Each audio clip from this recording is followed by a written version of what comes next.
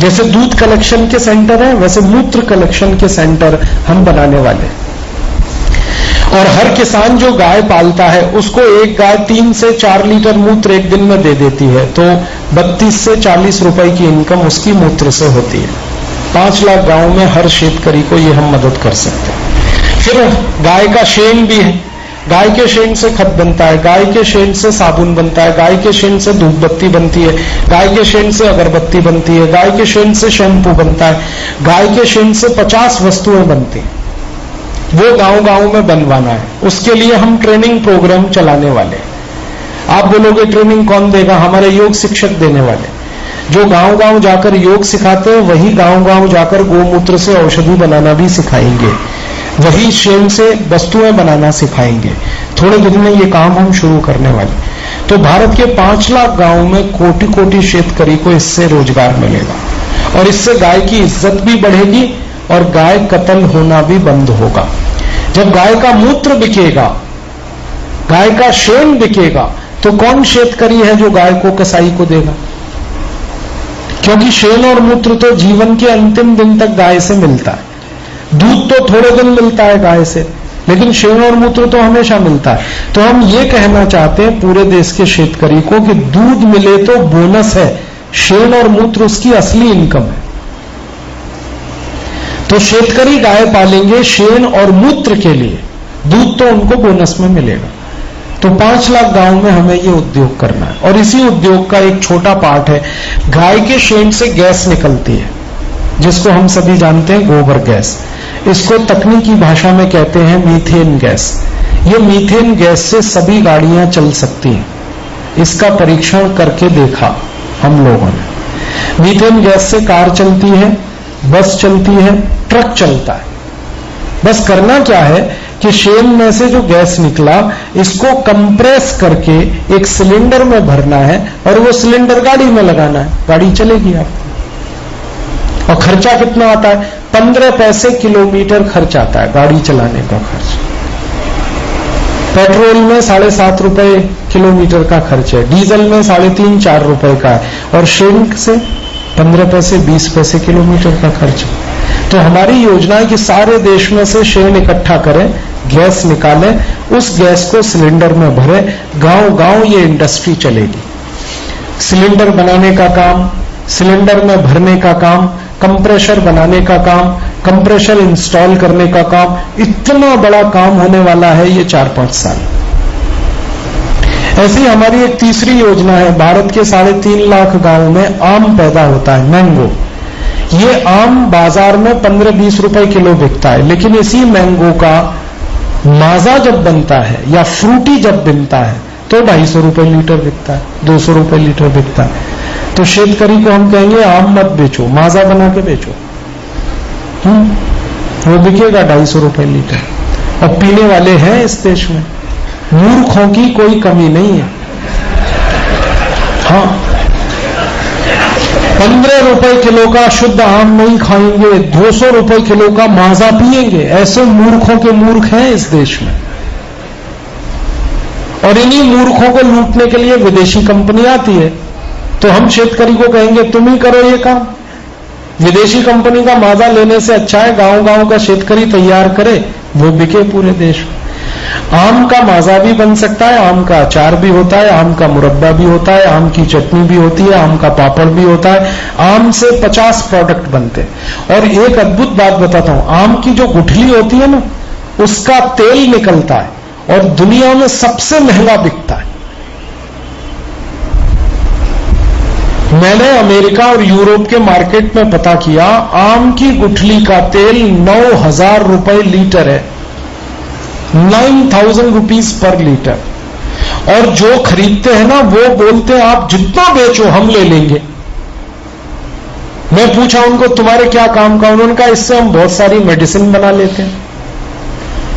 तो आम की गुठली का तेल 9,000 रुपए लीटर है और शेतकरी को यह माहिती नहीं है, वो फालतू में गुठली फेंक रहा है, आम चूस रहा है, गुठली फेंक रहा है। मत फेंको इसको, संभाल के रखो, एक दिन हम लेंगे आपसे ये सब। घर घर में कचरा पेटी में ये संभाल के रखो, या तो आम की गुठली से आम का झाड़ बनाओ, नहीं तो उसको फेंको मत बेकार में, उसमें से तेल निकालना है हमको। गांव गांव ये इंडस्ट्री लगानी है। अभी तक हम निकालते थे शेंगदाना तेल, अभी तक निकालते थे तिल का तेल, अभी तक निकालते थे नारियल का तेल, अब निकालेंगे आम की गुठली का तेल। बहुत महंगा है, अच्छी कीमत मिलेगी।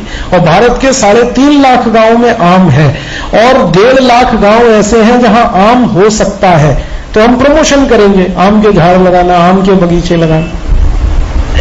ये बहुत बड़ी इंडस्ट्री। ऐसी एक इंडस्ट्री है, भारत के 3 लाख गांव में गेहूं होता है। गेहूं तो कोई नहीं खाता, गेहूं का आटा खाते हैं सब। गेहूं बिकता है 11 रुपए किलो, आटा बिकता है 26 रुपए किलो। तो शेतकरी समाज को बताना है गेहूं मत बेचो, आटा बेचो। आटा कैसे बनेंगे? वो घंटी चलाएंगे, गांव गांव में चक्की चलाएंगे, आटा बनेगा। आटा बनेगा, वो बिकेगा 26 रुपए किलो, और बेचने में हम मदद करेंगे। और ये जो हाथ वाली घंटी होती है ना, इसका आटा बहुत अच्छी क्वालिटी का है। उस आटे की रोटी आप खाओ तो कभी एसिडिटी, हाइपर एसिडिटी कुछ नहीं होता, अच्छे से हजम होता है। और उस घंटी को चलाओ तो तोंद अंदर चली जाती है, पेट अंदर चला जाता है, हेल्थ के हिसाब से भी अच्छा है। जो आई और ताई 15 मिनट रोज चलाए उसको नॉर्मल डिलीवरी होती है, ऑपरेशन नहीं कराना पड़ता बच्चे के जन्म के लिए। कितनी अद्भुत चीज है जो हमारे देश ने बनाई, हाथ की घंटी। जिसने भी इसका इन्वेंशन किया बहुत दिमाग वाला कोई व्यक्ति रहा होगा। वो मशीन से जो आटा बनाते हैं उसमें क्वालिटी नहीं है, पोषकता उसकी जल जाती है। तो देश के 3 लाख गांव में हम ये काम करवा सकते हैं। और आटा ही नहीं बनेगा, उसमें से सूजी बनेगी, मैदा बनेगा, दलिया बनेगा। उसका 3 पट लाभ शेतकरी को मिलेगा। ऐसे ही भारत में लगभग 1.5 से 2 लाख गांव में बटाटा पैदा होता है। हम शेतकरी को कहेंगे बटाटा मत बेचो, चिप्स बेचो, क्योंकि बटाटा 10 रुपए किलो है, चिप्स 480 रुपए kilo. Uncles chips, Ruffles chips, Hostess chips. और खाने वाले मूर्ख हैं, फिर मैं बोल रहा हूं। 10-12 रुपए किलो का बटाटा नहीं खाते, 480 रुपए किलो का चिप्स खाते। तो शेतकरी को समझाएंगे कि चिप्स बेचो। और चिप्स बनाना सब घर में संभव है, कोई भी आई बना सकती है, आसान है, कोई बड़ी टेक्नोलॉजी नहीं। 1 लाख से ज्यादा गांव हैं भारत में जहां टमाटर है। टमाटर का सॉस बनता है और वो 200 रुपए किलो बिकता है, मैगी। और टमाटर 10 रुपए किलो में सड़ता है। तो शेतकरी को कहेंगे टमाटर मत बेचो, सॉस बेचो। खाने वाले हैं ना मूर्ख, 200 रुपए किलो का टमाटो सॉस तो देंगे उनको। जब विदेशी ये सब बेच रहे हैं आके, 20,000 मील दूर से अमेरिकन कंपनी आके ये बेच रही है टमाटो सॉस, हम क्यों नहीं बेचे हमारे देश में? ऐसे 100 उद्योग गांव गांव लगाने हैं। इसमें 10 लाख कोटी रुपए खर्च होगा। रकम अपने पास 300 लाख कोटी की है, 10 लाख कोटी खर्च करेंगे, क्या फर्क पड़ता है? और ये खर्च करने से 64 कोटी लोगों को रोजगार मिल जाएगा हर गांव। फिर उसके बाद हमारी अगली योजना है, 4 लाख कोटी खर्च करेंगे तो हर गांव को 24 तास बीज देंगे। हर गांव को 24 तास करंट, इलेक्ट्रिक करंट हम दे सकते हैं। 4 लाख कोटी का खर्चा है बस। तो क्या मुश्किल है, 300 लाख कोटी है अपने पास, 4 लाख कोटी खर्च करेंगे। 7 लाख कोटी खर्च करेंगे तो हर गांव को सड़क बन जाएगी।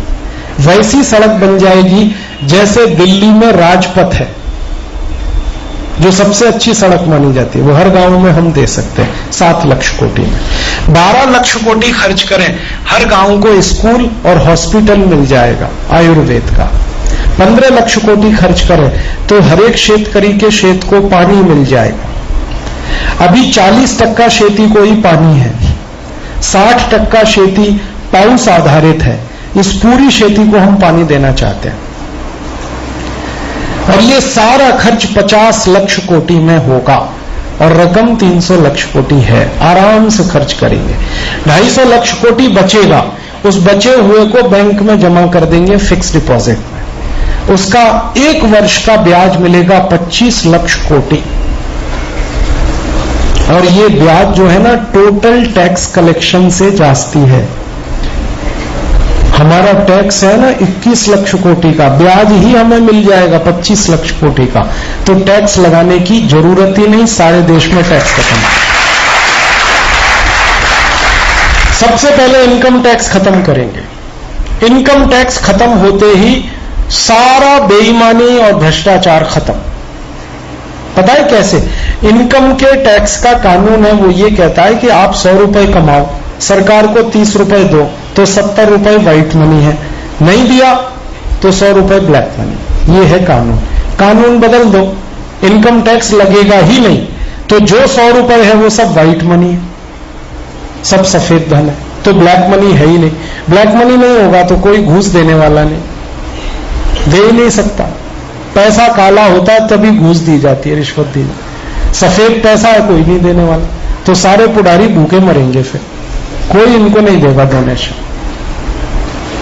अभी तो डर के मारे देते हैं हम पुडारियों को, पता नहीं क्या करेंगे, और वो डर के मारे हम ब्लैक मनी देते हैं। आपके पास मनी ब्लैक रहेगा ही नहीं, आप दोगे क्या? कोई नहीं देने वाला।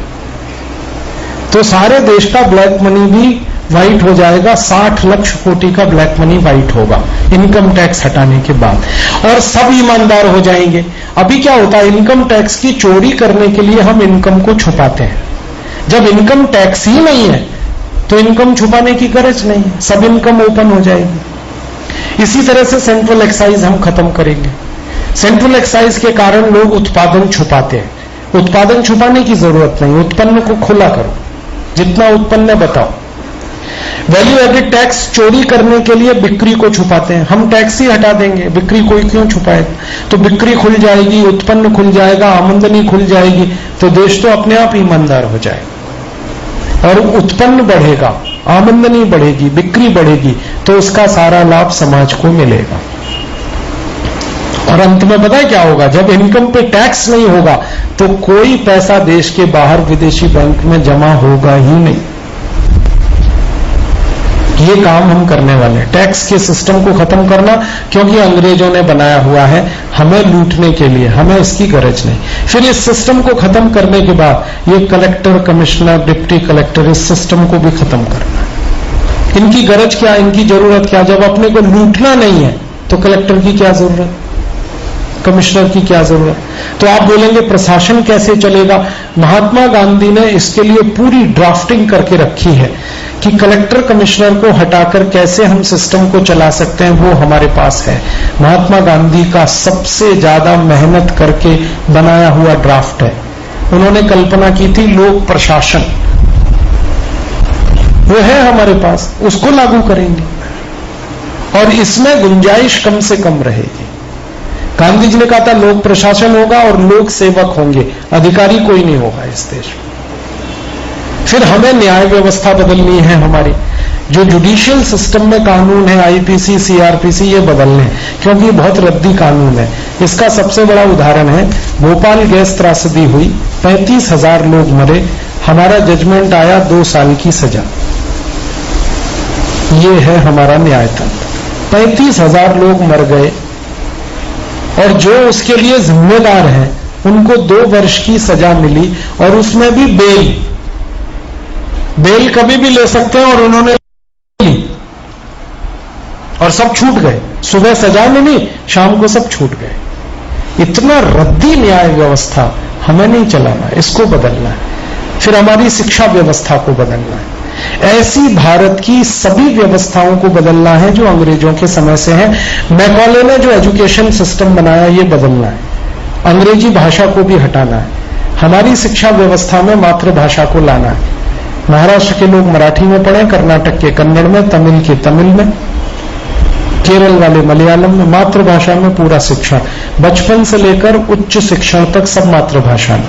और देश के काम आने के लिए एक राष्ट्रभाषा बनानी है। 80% लोग भारत में हिंदी समझते हैं और बोलते हैं, और 95% लोग हिंदी समझते हैं, बोल नहीं पाते। तो हिंदी को राष्ट्रभाषा बनाया जा सकता है। संस्कृत उसकी सहयोगी भाषा हो सकती है। तो शिक्षण में परिवर्तन करना है। और ये सारे परिवर्तन कुल मिलाकर 64 हैं, 64 काम करने हैं। और उसके लिए हमने तय किया है कि अगले 4 साल में इस भारत स्वाभिमान के 5 कोटि मेंबर बना के ये सब काम कर देंगे। एक आखिरी काम और करना है हमको, कि मैंने आपसे थोड़ी देर पहले कहा कि हम 250 लाख कोटि बैंक के डिपॉजिट में रख के हर साल 25 लाख कोटि का इनकम कर सकते हैं। देश का टैक्स हटाने के लिए आसान है। ये 25 लाख कोटि की इनकम अनंत काल तक होने वाली है, जब तक आपकी मूल पूंजी बैंक में है तब तक ये इनकम होने वाली है। और हमने सारे कैलकुलेशन करके देख लिया कि 5 साल के बाद हमको इस इनकम की जरूरत ही नहीं रहेगी, क्योंकि 5 साल में 125 लाख कोटि आ जाएगा और भारत के 680 शहरों को सारा विकसित हम कर देंगे। गांव विकसित हो जाएंगे 50 लाख कोटि में, शहर विकसित हो जाएंगे 125 लाख कोटि में। तो 6 साल के बाद तो हमें समझ में नहीं आ रहा हम करेंगे क्या 25 लाख कोटि का। पैसे तो आने ही वाले, विकास तो हो गया, अब क्या करें। तो हमने उसकी योजना बनाई है कि वो 25 लाख कोटि भारत के पड़ोसी देशों को मदद में खर्च करेंगे। और ऐसे 70 देशों की सूची हमने बनाई है जिनको हम मदद करेंगे। उसमें 2 देश नहीं है, एक पाकिस्तान और एक चीन।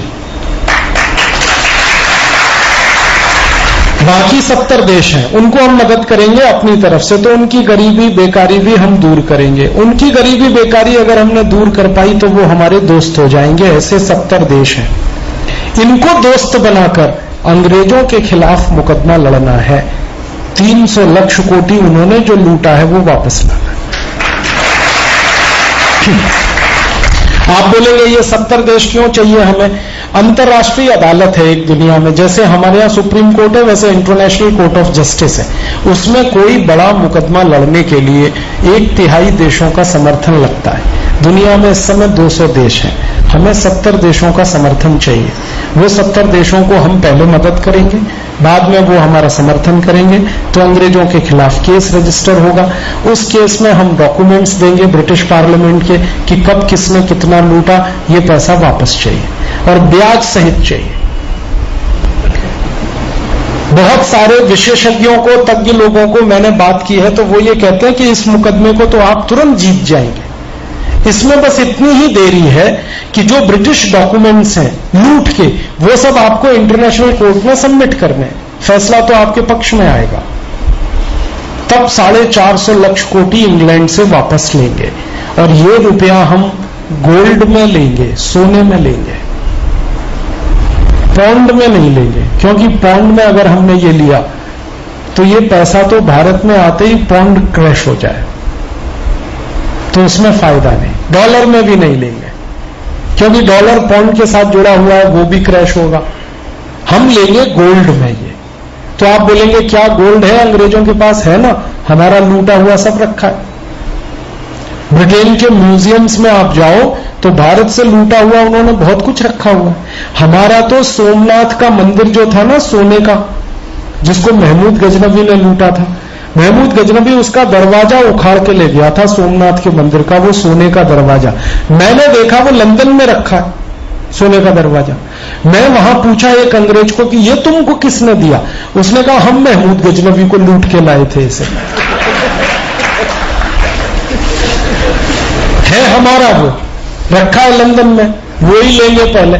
और ऐसी सोने के सिक्के वहां रखे हैं, सोने की तलवारें, सोने के कप और बशी, बहुत कुछ पड़ा है, वो ले लेंगे सब सोने के रूप। और 450 लाख कोटि का सोना अगर है हमारे पास तो कभी भी इतनी रकम हम प्रिंट करके मार्केट में डाल सकते हैं, कोई रोक नहीं सकता। 450 लाख कोटि का करेंसी हम प्रिंट कर सकते हैं। और 450 लाख कोटि अगर हमने डिपॉजिट कर दिया रिजर्व बैंक में तो भारत के रुपए की ताकत 50 पट बढ़ जाएगी एक दिन में, विद इन 1 डे। और रुपए की ताकत 50 पट बढ़ी तो डॉलर और रुपया बराबर हो जाएगा। फिर डॉलर रुपया अगर बराबर हुआ तो 4 कोटि भारतवासी जो अमेरिका और यूरोप में, ये सब वापस आ जाएंगे।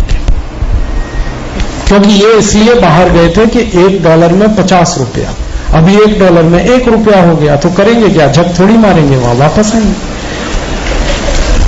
और ये 4 कोटि भारतवासी अगर आ गए तो इनका जो ब्रेन है वो देश के लिए काम में आएगा। अभी ये अमेरिका की सेवा में लगे हुए हैं, हमारे लिए सेवा में इनको लगाना है, क्योंकि हमने पढ़ाया इनको, हमने खर्च किया इनके ऊपर, और सेवा अमेरिका में दे रहे हैं। अमेरिका में नासा जो संस्था है उसमें 36% वैज्ञानिक भारत के हैं। ये सब वापस अगर आ जाए तो नासा जैसी हम 100 संस्थाएं बना सकते हैं। अमेरिका में MIT है, Massachusetts institute of technology, 43% engineer Bharat के हैं, ये वापस आने चाहिए। अमेरिका में सिलिकॉन वैली है, उसमें 53% इंजीनियर भारत के हैं, ये आने चाहिए वापस। और इनको लाने का एक ही तरीका है, डॉलर रुपया बराबर करो, नहीं तो नहीं आने वाले ये। इनको देश से प्रेम नहीं है, देश से प्रेम होता तो ये भागते नहीं यहां से। इनको प्रेम है डॉलर से, और डॉलर को क्रैश करा दो, ये अपने आप भाग के वापस आएंगे, ये रह ही नहीं पाएंगे वहां तो। और एक दिन तो ऐसा आने वाला है कि $1 में $7 हो जाएगा। ये आप बहुत जल्दी देखेंगे अगले 5 से 7 साल। और अगर $1 में $7 हो गया तो आप सोचो ये देश कहां से कहां पहुंचेगा। एक ही कैलकुलेशन बताता हूं कि अभी जो हम एक्सपोर्ट कर रहे हैं 8 लाख कोटि का, ये एक्सपोर्ट हो जाएगा 400 लाख कोटि का। और 400 लाख कोटि का एक्सपोर्ट माने इनकम हमारी। और अभी जो हम इंपोर्ट कर रहे हैं 15 लाख कोटि का, ये इंपोर्ट रह जाएगा 50,000 कोटि का। इंपोर्ट तो कम होगा, एक्सपोर्ट तो बढ़ेगा, तो ट्रेड सरप्लस होगा। और वो ट्रेड सरप्लस हम चीन से ज्यादा करेंगे, अमेरिका से भी ज्यादा करेंगे, तो भारत चीन और अमेरिका से भी आगे जाएगा। सारी दुनिया में सबसे शक्तिशाली देश बनाना है इस भारत को, क्योंकि भूतकाल में ये दुनिया का विश्व गुरु था, भविष्य में भी इसको विश्व गुरु ही बनाना है। और अब की बार भारत को सोने की चिड़िया नहीं बनाना है, सोने का शेर बनाना है। सोने की चिड़िया था तो सबने लूटा, सोने का शेर होता तो छू के देखे कोई उसे। शेर को नहीं लूट सकते, चिड़िया को लूट लेते हैं। तो अब इस देश को सोने का शेर बनाना है, यही सपना है भारत स्वाभिमान का। आपको लगेगा कि अभी तो ये सपना है, हां अभी ये सपना है, 4 साल बाद हकीकत बनेगा। और दुनिया में हर हकीकत एक दिन पहले तक सपना ही होती है, एक दिन के बाद वो हकीकत बन जाता है। 14 अगस्त 1947 तक हम आजाद होंगे, वो सपना था। 15 अगस्त 47 को हम आजाद हो गए। हैदराबाद रियासत भारत में रहेगी, ये सपना था स्वामी रामानंद तीर्थ का, लेकिन ये हकीकत बन गया। 1857 में लड़त होगी अंग्रेजों से, ये सपना था परम पूजनीय स्वामी दयानंद सरस्वती का, थोड़े दिन में हकीकत बन गया। हर सपना हकीकत बनता है। सपना देखने वालों की ताकत कितनी है, ये महत्व की बात है। और मैंने देखा है इस देश में कि सन्यासी का सपना जल्दी हकीकत बनता है। एक आम आदमी का सपना तो देर में बनता है हकीकत, लेकिन सन्यासी का सपना तो सबसे जल्दी हकीकत में बदलता है, क्योंकि भगवान भी उसमें मदद करता है।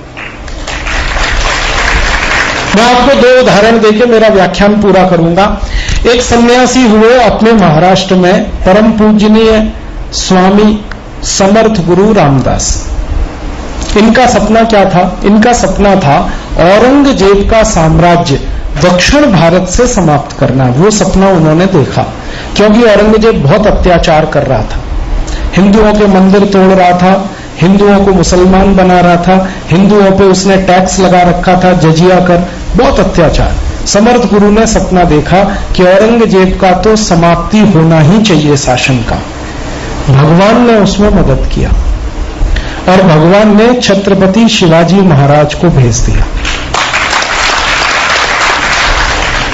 और छत्रपति शिवाजी महाराज ने अपनी उम्र के 17वें साल में समर्थ गुरु का सपना पूरा कर दिया।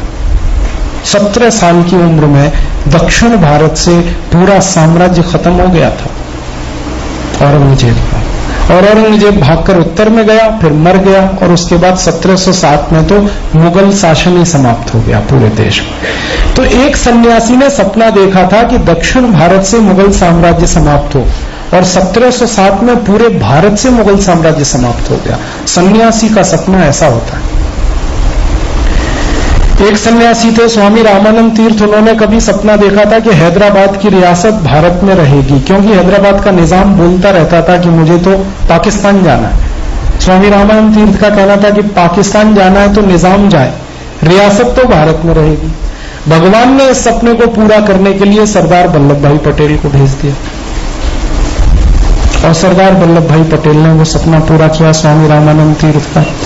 ऐसे ही परम पूजनीय स्वामी रामदेव जी ने अब सपना देखा है कि विदेशों में जमा भारत का धन वापस लाना है, देश को समृद्धशाली बनाना है, भ्रष्टाचार मुक्त करना है, गरीबी, बीमारी, बुराइयों से मुक्त करना है। अब इस सपने को पूरा करने के लिए भगवान ने आप सबको भेज दिया।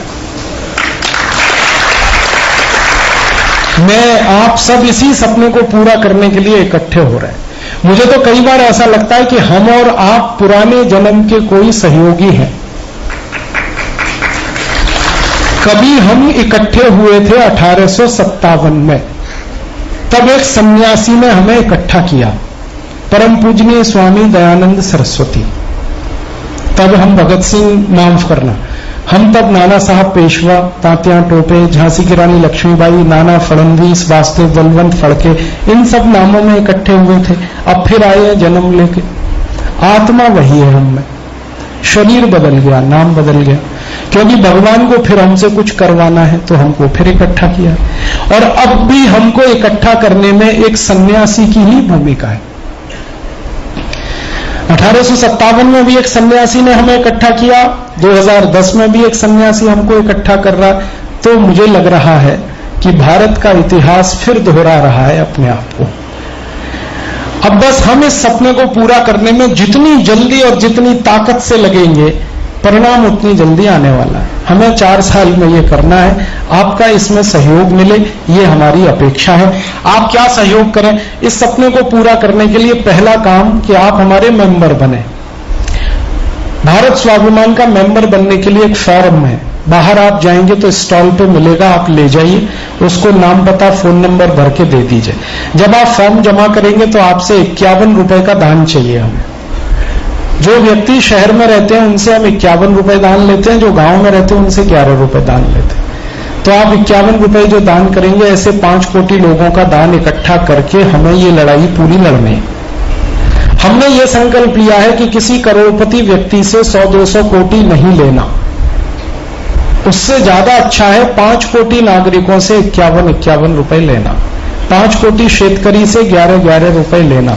हमारा काम पूरा करने का ये हमने रास्ता निकाला, क्योंकि शेतकरी का पैसा ईमानदारी का है और वो पैसा हमको ईमानदार बनाएगा। और किसी बेईमान से 100 कोटि ले लें तो हम भी बेईमान हो सकते हैं। और हमारे यहां ये कहा जाता है कि जो धन देता है ना वो धुन बजवाता है अपनी। किसी ने 100 कोटि दिया तो उसी का गाना गाना पड़ेगा हमको, हम नहीं गाना चाहते उसका गाना। हम तो 5 कोटि शेतकरी से 11-11 रुपए इकट्ठा करेंगे, 5 कोटि भारत के नागरिकों से जो शहर में रहते हैं 51-51 इकट्ठा करेंगे। हमारा काम उतने में हो जाने वाला है। इसलिए आपसे दान भी चाहिए और आपकी मेंबरशिप भी इस काम के लिए चाहिए। जितना जल्दी आप मेंबर बने और 10 लोगों को मेंबर बनने को तैयार करें, वो 10 लोग और 10 को मेंबर बनने को तैयार करें, तो बहुत जल्दी 5 साल में ये काम होना है। आप सब इसमें लग जाएं, काम तो होने ही वाला है, क्योंकि काम सन्यासी ने शुरू किया है, भगवान वो करवाने ही वाला है। हम अगर लग जाएंगे तो यश हमको मिलेगा, नहीं लगेंगे तो अपयश आपको मिलेगा। सन्यासी का तो यश भी नहीं होता, अपयश भी नहीं होता। सन्यासी की सत्ता नहीं होती, सिंहासन नहीं होता। जो होता है वो नागरिकों का होता है। तो हम सब लगेंगे तो भविष्य में हमारे जो बेटे बेटियां हैं उनको गर्व से कहेंगे कि देखो भारत स्वाभिमान में मैं भी शामिल था जब ये 300 लाख कोटि रुपए विदेशों से वापस आया था। गर्व से हम कहेंगे। तो आपको गर्व हो अपने आप पर, आपके जीवन की सार्थकता सिद्ध हो, सफलता मिले इस अभियान को, ऐसी भावना के साथ मैं आपका बहुत आभार व्यक्त करता हूं और उम्मीद करता हूं कि आप हॉल के बाहर जाएं तो फॉर्म लेके जाएं मेंबरशिप का, और एक एक फॉर्म की 10-10 फोटोकॉपी कराएं और उसको लोगों को दें ताकि वो भी इस अभियान में जुड़ें। एक छोटी सी आखिरी बात कि जो कुछ मैंने आपसे कहा ये बातें आप लोगों को कहें। Walk walk walk and talk talk talk, ये हमारा प्रिंसिपल बने। लोगों से जाएं, बात करें, फिर वो लोगों से बात करें, ऐसे पूरे देश में ये बात फैल जाए। हमारे भारतीय शास्त्रों में कहा गया है शब्द जो होता है ना ब्रह्म होता है, शब्द में बहुत ताकत होती है, लिखा गया हो या बोला गया हो। लिखे हुए शब्दों की ताकत, बोले हुए शब्दों की ताकत किसी भी देश में क्रांति कर देती है, व्यवस्थाओं को बदल देती है। तो जो शब्द मैंने बोले ये आप दूसरों को बोलें, दूसरे दूसरों को बोलें। बहुत लोग ये कहते हैं कि याद नहीं रहेंगे ये सब आंकड़े आपके, तो इसके लिए मैंने एक सीडी बनाई है, आप वो सीडी बाहर ले सकते हैं। सीडी पर मेरा कोई कॉपीराइट नहीं है, सबको कॉपी करने का कंप्लीट राइट है। आप 1-2 सीडी लीजिए, उसकी 100 कॉपी बनाइए, 500 बनाइए, 1000 बनाइए, सबको बांट दीजिए। मैं कभी आपसे मुकदमा लड़ने नहीं आऊंगा, क्योंकि मैं मानता हूं कि ज्ञान मेरा नहीं है, ज्ञान सभी का है। यह अलग बात है कि मैंने मेहनत करके 20 साल में यह ज्ञान इकट्ठा किया, आपको मैंने 2-3 घंटे में दे दिया, अब आप किसी और को दे दें, वो किसी और को दे दे। ज्ञान की एक ही परंपरा है भारत की, बांटो और बढ़ता है, और बांटो और बढ़ता है। तो इसलिए मैं कॉपीराइट में नहीं मानता। मैं तो ये भी कहूंगा कि मेरी सीडी पर अपना फोटो लगा ले, हाँ, और कहना ये मेरी है, मैं तब भी आपसे मुकदमा नहीं लड़ूं। लेकिन ये विचार पहुंचना चाहिए घर घर तक, गांव गांव तक, गली गली तक। तो इतनी विनम्रता के साथ आपके सामने